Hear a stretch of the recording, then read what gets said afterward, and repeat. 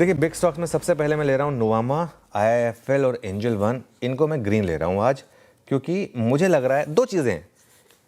एक तो हो गया, जैसे buy on rumour sell on news होता है, ऐसे ही सेल ऑन रूमर और बाय ऑन न्यूज़ भी तो होगा।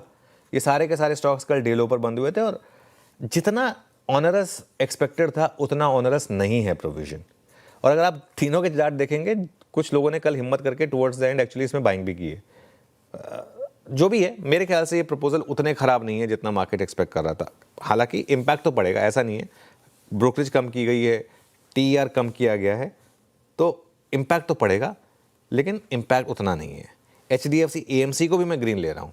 एचडीएफसी एएमसी को मैं ग्रीन इसलिए ले रहा हूँ क्योंकि जो टीईआर है वो उतना नहीं घटाया गया है। और दूसरी बात, शॉर्ट कवरिंग की भी एक्सपेक्टेशन रहेगी यहाँ पर, क्योंकि 15 बेसिस पॉइंट तक की कमी की गई है। लेकिन ये तो थोड़े से ग्राफिक्स मत प्ले करिए, थोड़े से गलत लिख दिए गए हैं। लेकिन हाँ हाँ ठीक है बिल्कुल ठीक है। जो क्लोज एंडेड इक्विटी स्कीम 0.25 से घटाकर 1% किया, लेकिन उतना ख़राब नहीं है जितना कि मार्केट एक्सपेक्ट कर रहा था। तो उस हिसाब से मैं इसको, और वैसे भी अगर लोगों का म्यूचुअल फंड में अभी भी ट्रस्ट इंटैक्ट है, तो मुझे लग रहा है कि इनमें ना बाइंग आ सकती है। हाँ, अब आगे जाकर अगर इनको और कम करना है और ये सिर्फ एक अभी के लिए किया गया है तो अलग बात है, लेकिन सिर्फ इन खबरों से मुझे लग रहा है कि अब सब कुछ भाव में है और यहाँ से मैं तो एक्चुअली पॉजिटिव भी ले रहा हूँ। टीसीएस और एचसीएल टेक को ग्रीन ले रहा हूँ। मुझे लग रहा है कि लार्ज कैप आईटी में एक आउट परफॉर्मेंस की तैयारी हो रही है। कल टीसीएस ने एनालिस्ट कमेंट्री में काफ़ी पॉजिटिव चीज़ें कही हैं कि जो एआई से रिलेटेड आउटसोर्सिंग है उस पर काफ़ी बड़ा काम कर रही है ये। और एचसीएल टेक मुझे टेक्निकली काफ़ी स्ट्रांग लग रहा है, तो इस वजह से मैंने ये दो स्टॉक्स ग्रीन में लिए हैं। और फाइनली भारती एयरटेल को मैं ग्रीन में ले रहा हूँ।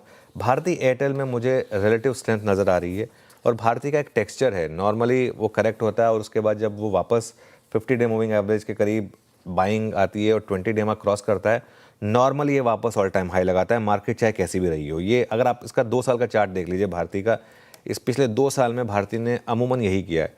और कभी भी किसी भी लेवल पर अगर आपने भारती में इन्वेस्ट किया, किसी भी लेवल पर कहीं भी आपका पैसा बना ही है, तो ये एक और स्टॉक होगा जिसको आज मैं ग्रीन में ले रहा हूँ।